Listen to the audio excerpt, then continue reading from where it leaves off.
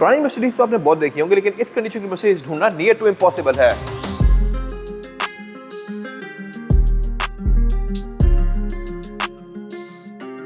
और यह है मर्सिडीज E280 2007 मॉडल। कंडीशन के लिहाज से ये गाड़ी as good as brand new है और टोटल जेन्युइन है। कलर भी इसका खूबसूरत है और स्पेक के लिहाज से भी ये गाड़ी डिसेंट है। साइड से भी ये गाड़ी as good as brand new है। ये सारे के सारे पीसेस इसके जेन्युइन हैं और ई क्लास में मर्सिडीज फीचर्स बहुत सारे ऐड ऑन ऑफर करता है। अब ये गाड़ी कहने को E280 है, बट इसमें सनरूफ आई हुई है।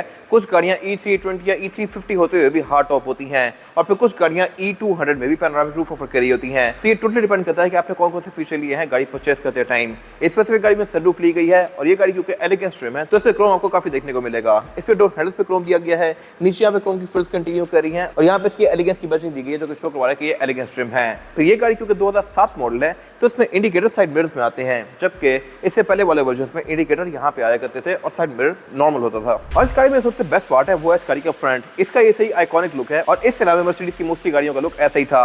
ये फेसलिफ्ट वाला वर्जन है जिसमें इस गाड़ी की हेडलाइट आने वाली आ गई थी, बम्पर की लुक चेंज कर दी गई थी और ओवरऑल गाड़ी को थोड़ा रिफाइन कर दिया गया था। अब 7 मॉडल होते हुए भी इस गाड़ी में ये प्रोजेक्शन लैंप आया हुआ है जो कि बाइजोनल लाइट के साथ है। बीम इसकी आम नॉर्मल है, येलो वाली है और इसमें फॉग लैंप भी येलो वाले हैं। बाकी इस गाड़ी के बारे में एक इंटरेस्टिंग फैक्ट ये है कि आप एट अ टाइम इसकी एक फॉग भी ऑन कर सकते हैं, सिर्फ राइट की या सिर्फ लेफ्ट की। और ये गाड़ी क्योंकि एलिगेंस वर्जन है तो इसमें 3.4 बोनट में ऊपर निकला हुआ है।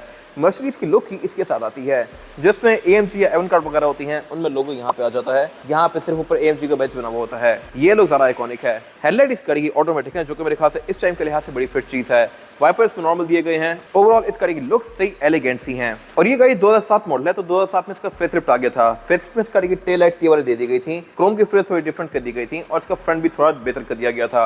इंटीरियर भी रिफाइन किया गया था, मोर ऑफ दैट लेटर। और बाकी चौदह बात ट्रंक के फीचर्स की तो इसमें यहाँ पे लाइट दी गई है जो कि ऑब्वियसली फंक्शनल है। ट्रंक कैपेसिटी के लिहाज से भी ये गाड़ी डिसेंट है और इसमें स्पेयर टायर भी प्रॉपर आता है। इस वाले पैनल को उठा के मैं इसका टायर एक्सेस कर सकता हूँ और ये फुल साइज टायर है। फिर इस गाड़ी का बैटरी, फ्यूज बॉक्स वगैरह सब कुछ यहाँ पे दिया गया है और जर्मन हर चीज के बारे में काफी सोचते हैं। इसकी जो लिड है इसको मैं यहाँ पे इस तरह से हैंग भी कर सकता हूँ, जबकि यूजुअली गाड़ी में आपको इसको उठा के रखना पड़ता है।